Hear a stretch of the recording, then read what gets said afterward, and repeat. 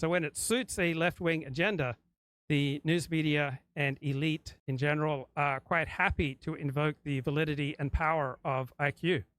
Also, with helping murderers escape the death penalty, the left is all on board with negating the power of IQ. So here's one New York Times story: on death row with low IQ and new hope for a reprieve. His intellectual disability was even obvious to a Florida judge who found him mentally retarded, took him off death row 18 years after his original sentence. So this was a few years ago, back when you could note that people were mentally retarded. The New York Times story: IQ cutoff ruling may spare some inmates on death row. Supreme Court ruling on Tuesday throwing out Florida's strict IQ cutoff in death penalty cases could increase the number of inmates exempt from execution because they are deemed mentally disabled.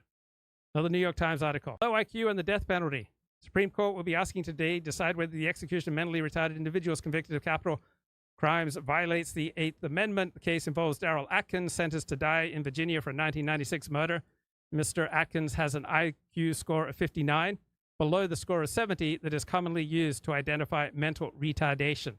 So when IQ scores are useful for a left-wing agenda,